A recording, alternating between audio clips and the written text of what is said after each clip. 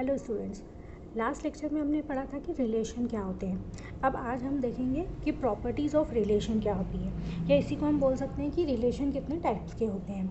तो फर्स्ट होता है रिफ्लेक्सिव रिलेशन। रिफ्लेक्सिव रिलेशन क्या होता है? If R is a relation in the set A, then R is called reflexive relation if every element of A is related to itself. मतलब A कोई एक set है, उसमें स्मॉल ए कोई element है, तो वो एलिमेंट अगर खुद से ही रिलेटेड होगा तो उसे हम क्या बोलेंगे? Reflexive relation. ये तो उसकी डेफिनेशन होती है। ये मैथमेटिकल फॉर्म में हम ऐसे लिखते हैं A comma A related to R, for all A is element of ए।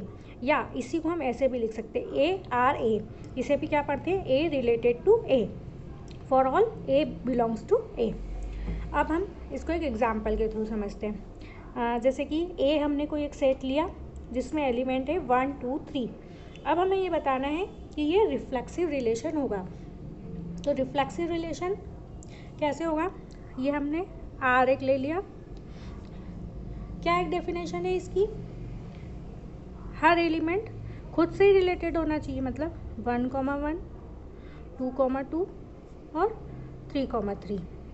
तो ये क्या हो गया? हमारा रिफ्लेक्सिव रिलेशन हो गया। मतलब हर एलिमेंट अगर खुद से ही रिलेटेड है तो ये रिलेशन हमारा रिफ्लेक्सिव रिलेशन होगा। अब हम नेक्स्ट देखते हैं सिमेट्रिक रिलेशन। सिमेट्रिक रिलेशन क्या होता है? If A comma B belongs to R, this implies B comma A belongs to R. मतलब अगर ए बी रिलेशन में है तो बी ए भी क्या होना चाहिए? रिलेशन में होना चाहिए।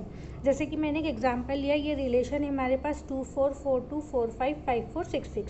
तो हम देखते हैं कि क्या ये सिमेट्रिक रिलेशन होगा। तो हमारे पास क्या है? 2 4, तो इसी का अपोजिट हमारे पास क्या मिल गया? 4 2। ये ए बी तो ये बी है। फिर है 4 5, तो ये मिल गया 5 4। मतलब ये ए बी तो ये बी है। और ये क्या है? 6 6 6 6 ए बी, इसी का बी ए करोगे तो भी 6 6 मिलेगा। तो ये क्या है? हमारा सिमेट्रिक रिलेशन है। अब हम नेक्स्ट एग्जांपल देखते हैं, सेकंड रिलेशन। ये क्या है? 2 4। अब देखो इस 4 2 है क्या हमारे पास में? 4 2 नहीं है, मतलब ये क्या होगा? सिमेट्रिक रिलेशन नहीं होगा। जबकि ये क्या होगा? सिमेट्रिक रिलेशन हो गया। ठीक है, आपको समझ में आ गया सिमेट्रिक रिलेशन कैसे फाइंड करते हैं? कि अगर ए बी रिलेशन में है तो बी ए भी अगर रिलेशन में है तो वो क्या होगा? सिमेट्रिक रिलेशन होगा। अब हम नेक्स्ट देखते हैं anti symmetric relation. Anti symmetric relation क्या होता है? एंटी सिमेट्रिक रिलेशन में अगर ए बी रिलेशन में है और यहाँ बी ए भी रिलेशन में है तो क्या इम्प्लाइज करेगा? ए इक्वल्स टू बी। मतलब अगर ए बी रिलेशन में है और बी ए भी रिलेशन में है तो कंपलसरी है कि ए इक्वल्स टू बी होना चाहिए। जैसे कि आपको एग्जांपल से बताती हूँ, कोई कैपिटल एन क्या है? सेट ऑफ नेचुरल नंबर है ना। हमने क्या लिया? एक सेट लिया, नेचुरल नंबर का सेट लिया और उसमें रिलेशन लिया ए डिवाइड्स बी। मतलब ए क्या करता है? बी को डिवाइड करता है। तो हमें ये चेक करना है क्या ये एंटी सिमेट्रिक रिलेशन होगा। तो हम कैसे चेक करेंगे? अगर ए डिवाइड बी लिया, ये इक्वल टू बी डिवाइड ए है। मतलब अगर 1 डिवाइड 2 लेंगे और 2 डिवाइड 1 लेंगे तो क्या इक्वल होगा? कभी भी इक्वल नहीं होगा। ये केवल तभी पॉसिबल है जब ये दोनों नंबर सेम हो, मतलब 2/2 और 2/2 है ना। ये भी क्या हो गया? 1 आ गया और ये भी क्या आ गया? 1 आ गया। मतलब ये क्या है? अगर ये दोनों नंबर इक्वल है तो ये रिलेशन ट्रू है। तो यही हमारी डेफिनेशन में कि अगर ए बी भी रिलेशन में है और बी ए भी रिलेशन में है तो ये कब पॉसिबल है? If and only if A equals to B. तो ये क्या होना चाहिए? दोनों अगर इक्वल है तो ही ये पॉसिबल है। मतलब ए डिवाइड्स बी करता है और बी डिवाइड्स ए करता है।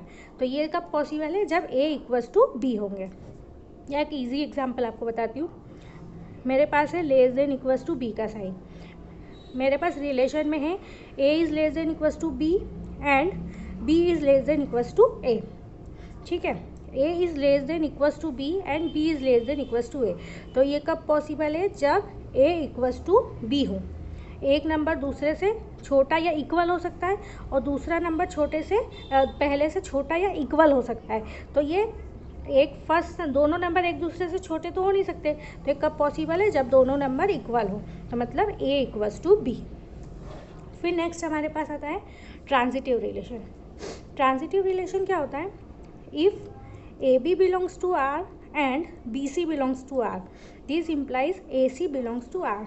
मतलब AB रिलेशन में है और BC रिलेशन में है, तो A और C ये भी क्या होना चाहिए, रिलेशन में अगर है तो ये रिलेशन क्या कहलाता है, ट्रांजिटिव रिलेशन कहलाता है।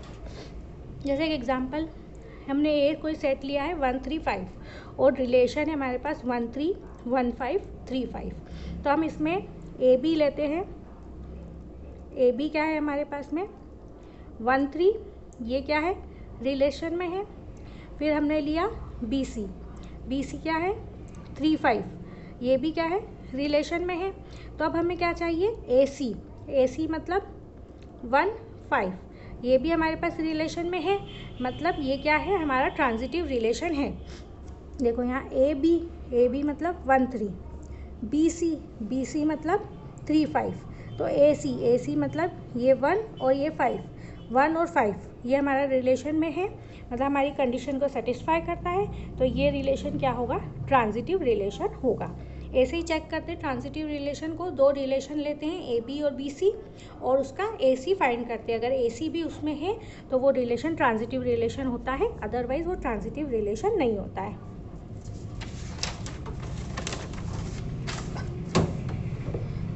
फिर लास्ट रिलेशन है हमारा आइडेंटिटी रिलेशन। आइडेंटिटी रिलेशन क्या होता है कि अगर ए बी आर को बिलोंग करता है तो क्या होगा, ए इक्वल्स टू बी होगा। जैसे कि ए कोई सेट है 2 4 6, तो इसका आइडेंटिटी रिलेशन क्या होगा